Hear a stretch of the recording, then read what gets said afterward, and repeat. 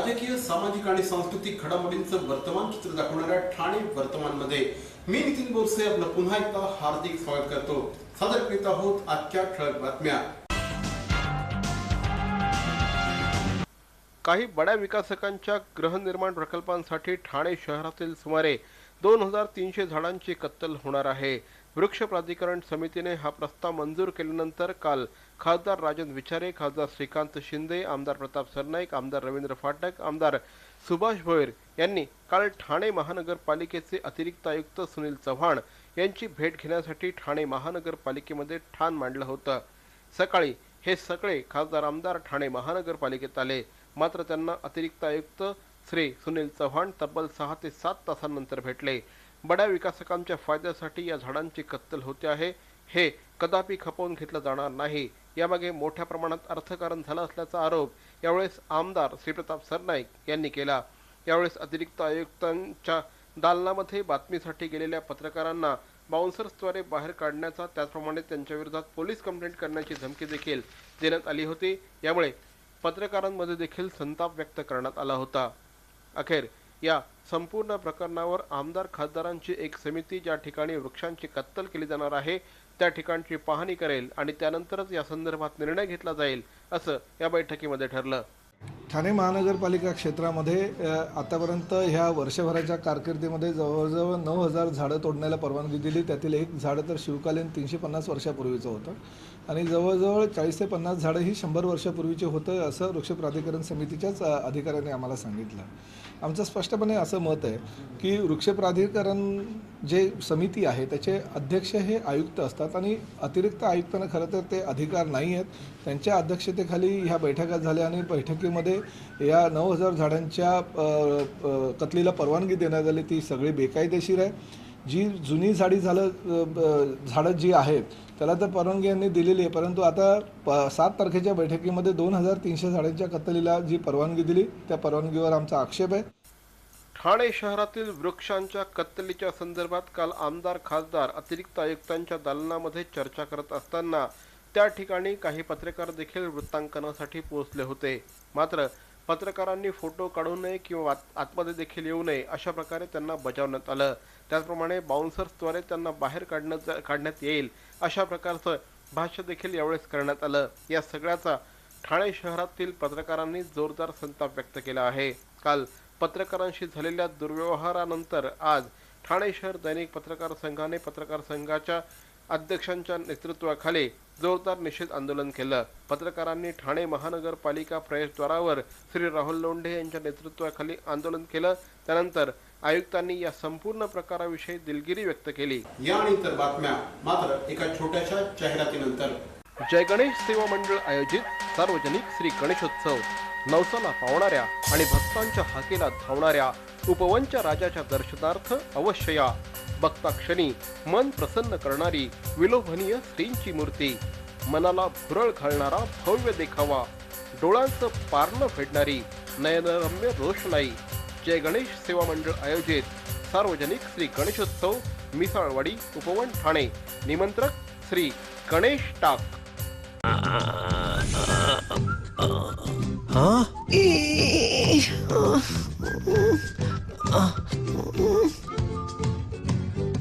To do the DTH recharge immediately, just click on TJSP Smart Money.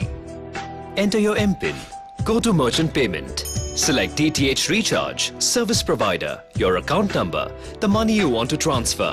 Select your account, enter transaction PIN, and it's transferred.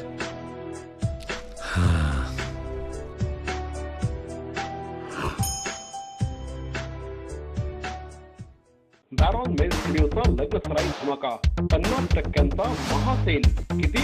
50% महासेल. हो, कुठल्याही कपड्यांवर चक्क 50% of.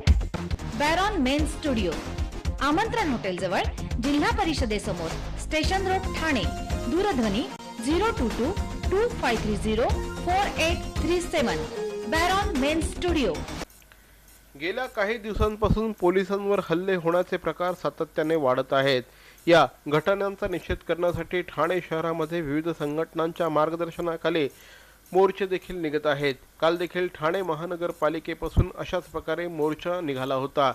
गेल्या काही दिवसांपासून पोलिसांवर मोठ्या प्रमाणात हल्ले होऊ लागले आहेत. विलास शिंदे या पोलीस कर्मचाऱ्याचा यामध्येच मृत्यू ओढवला होता. त्यानंतर कल्याणमध्ये देखील अशाच प्रकारची घटना समोर आली होती.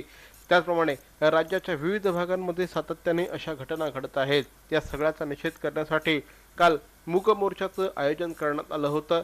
ठाणे शहरातील विविध राजकीय पक्ष त्याचप्रमाणे पोलिसांचे कुटुंबीय या मोर्चामध्ये सहभागी झाले होते.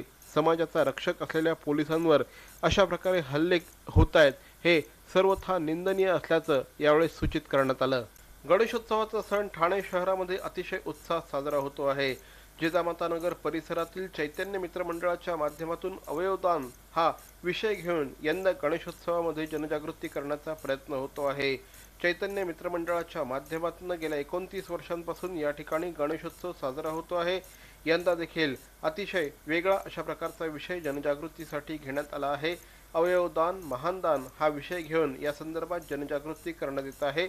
या गणेशोत्सवाच्या दरम्यान या ठिकाणी रक्तदान शिबिराचं देखील आयोजन करण्यात येतं. त्याचप्रमाणे नाम संस्थेला शेतकऱ्यांच्या मदतीसाठी 10,000 रुपयांचा निधी देण्यात येणार असल्याची माहिती देखील यावेळेस देण्यात आली. नरवीर तानाजी सार्वजनिक गणेशोत्सवाच्या माध्यमातून दरवर्षी ठाणे शहरामध्ये अतिशय उत्साहामध्ये गणेशोत्सव साजरा होतो. भव्य दिव्य दिखावे हे या मंडळाचं वैशिष्ट्य आहे असं म्हटल्यास वावगं ठरणार नाही. यंदा मंडळाचं 38वं वर्ष आहे. 38व्या वर्षानिमित्त या ठिकाणी अतिशय भव्य अशा प्रकारचा देखावा निर्माण करण्यात आला आहे. या ठिकाणची गणेशाची मूर्ती दरवर्षीप्रमाणे अतिशय विलोभनीय आहे. त्याचप्रमाणे नेत्रदीपक रोषणाईमुळे या ठिकाणी ठाणेकर नागरिकांची पावलं आपोआपच श्रींच्या दर्शनासाठी वळत असतात.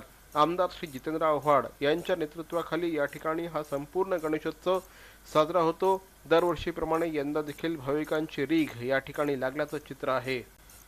ज्याप्रमाणे सार्वजनिक गणेशोत्सव ठाणे शहरामध्ये अतिशय उत्साहाने साजरा होतो आहे, त्याचप्रमाणे ठाणे शहरामध्ये घरगुती गणेशोत्सव देखील तितकाच आनंदाने साजरा होत असतो. ठाणे शहरातील न्यू प्रभात नगर परिसरामध्ये राहणाऱ्या प्रथमेश वनगले यांच्या घरी गेल्या 50 वर्षांहून अधिक काळ गणेशोत्सव साजरा होतो आहे. अतिशय उत्तम अशा प्रकारची सजावट गणेशाच्या या संपूर्ण सणासाठी केली जाते असं प्रथमेश वनगले सांगतात. यंदा त्यांच्याकडे पेपर क्विलिंगपासून अतिशय देखणं अशा प्रकारचं मंदिर बनवण्यात आलं आहे. या मंदिराच्या आणि गणेशाच्या दर्शनासाठी मोठ्या संख्येने भाविक या ठिकाणी येत आहेत. ठाणे शहरातील हायड पार्क परिसरामध्ये श्री सुरेश शेट्टी यांच्या पुढाकाराने दरवर्षी गणेशोत्सवाचं आयोजन करण्यात येतं. दरवर्षी घरगुती गणेशोत्सव असला तरी अत्यंत देखणी आणि भव्य प्रकारची आरास या ठिकाणी उभारण्यात येते असं श्री सुरेश शेट्टी सांगतात. यंदा देखील या ठिकाणी मयूरासन तयार करण्यात आलेलं आहे. ही आरास बघण्यासाठी परिसरातील नागरिक मोठ्या संख्येने या ठिकाणी येत आहेत. गेल्या 15 वर्षांपासून अत्यंत भक्तिभावाने आणि प्रचंड जल्लोषामध्ये या ठिकाणी गणेशोत्सव साजरा होतो असं श्री सुरेश शेट्टी सांगतात. गणेशोत्सवाच्या माध्यमातून मित्र परिवार कुटुंबीय एकत्र येतात. त्यामधून विचारांची देवाणघेवाण होते आणि त्यामुळेच या उत्सवाची वर्षभर वाट बघत असतो. 5 दिवस हा उत्सव साजरा होत असतो. मात्र 5 दिवस कसे निघून जातात हे कळत नाही. गणरायानेच आपल्याला जे काही आज दिलेलं आहे त्याची कृतज्ञता म्हणून हा उत्सव साजरा केला जातो असं देखील श्री सुरेश शेट्टी यांनी सांगितलं. 5 दिन हमारे घर पे गणेश उत्सव रहता है. 5 दिन फैमिली फ्रेंड्स सब लोग यहाँ आते हैं. हमारा गणेश जी का ऐसा है कि जो मांगे वो उसकी सब मनोकामना पूरा करता है. उनका 5 दिन से लास्ट 14 ईयर से हमको कभी उनका ऐसा नहीं हो गया 5 दिन कब आते कब जाते पता नहीं. इसी हिसाब से हम आचरण करते आते हैं. हमारा गणेश जी ऐसा है, हमने जो भी मांगा हर साल हमारा मनोकामना पूरा होते आ गया. आज भी हम लोग वही सोचते हैं कि उनकी प्रसन्न से सब कुछ हमारे घर का माहौल वातावरण सब अच्छा जाता है. किटी चॅरिटेबल ट्रस्ट द्वारा हृदय रुग्णांसाठी एक अनोखी भेट. Care Wellness EECP centre. हृदय रुग्णांना वरदान ठरणाऱ्या EECP थेरपीद्वारे अँजिओप्लास्टी आणि बायपास टाळा. केवळ 1 महिन्यांची थेरपी. USA FDA प्रमाणित अत्याधुनिक उपकरणाद्वारे मिळवा सुदृढ हृदय आणि आनंदी जीवन. Care Wellness EECP centre. अहो आपण आपलं घर स्वच्छ सुंदर नीटनेटकं ठेवतो ना, मग आपण आपल्या शहराच्या बाबतीत उदासीन का? आपलं शहर स्वच्छ, सुंदर आणि नेटनेटकं ठेवणं ही आपली जबाबदारी आहे, हो ना? मग उचला फोन आणि विना परवाना होर्डिंग्स, बॅनर्स कुठे दिसले तर 1800-222-108 या टोल फ्री क्रमांकावर कळवा. त्याची दखल त्वरित घेतली जाईल. लक्षात घ्या, आपला छोटासा सहभाग आपलं शहर स्वच्छ, सुंदर आणि नेटनेटकं बनवू शकतो. मनोमय फाउंडेशनचे अध्यक्ष आणि माजी नगरसेवक श्री रामभाऊ फडतरे यांच्या मार्गदर्शनाखाली शिवसेना शाखा आयोजित सार्वजनिक गणेशोत्सवाला जोरदार सुरुवात झाली आहे. गेल्या काही वर्षांमध्ये रामभाऊ फडतरे यांचा हा गणेशोत्सव संपूर्ण ठाणे जिल्ह्यामध्ये प्रसिद्धी पावलेला आहे. अत्यंत भव्य अशा प्रकारची आरास या ठिकाणी उभारण्यात येते. यंदा देखील अत्यंत भव्य अशा प्रकारची आरास या ठिकाणी उभारण्यात आली आहे. दरवर्षीप्रमाणे यावर्षी देखील भाविकांची प्रचंड मोठी रेघ या ठिकाणी लागल्याचं चित्र बघायला मिळतं आहे. दरवर्षीप्रमाणे यावर्षी देखील विविध सांस्कृतिक आणि धार्मिक कार्यक्रमांचं या ठिकाणी आयोजन करण्यात आलं असल्याची माहिती माजी नगरसेवक श्री रामभाऊ फडतरे यांनी दिली आहे.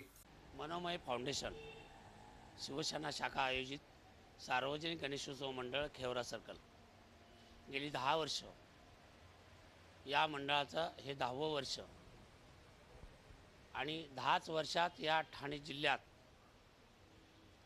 अतिशय नवसाला पावणारा गणेश म्हणून प्रसिद्धी पावलेली आहे. आणि त्यामुळं हा जो मंडप आम्ही उभारलेला आहे तो शीशमहाल हा हुबेहूब कृती नसेल, परंतु तसा उभारण्याचा आम्ही प्रयत्न केलेला आहे.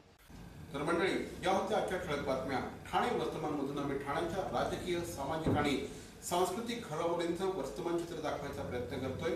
अर्थातच आपल्या सहकार्याची गरज आहे, तेव्हा आपल्या सूचना आणि समस्या आम्हाला जरूर कळवा. आमचा पत्ता ठाणे वर्तमान, Dadaji Konde stadium, shop number 16, Khatan road, Thane पश्चिम. दूरध्वनी क्रमांक 9820939420. तर मग पुन्हा भेटू उद्या याच वेळी याच ठिकाणी ठाणे वर्तमानमध्ये. तोपर्यंत धन्यवाद. जय हिंद, जय महाराष्ट्र.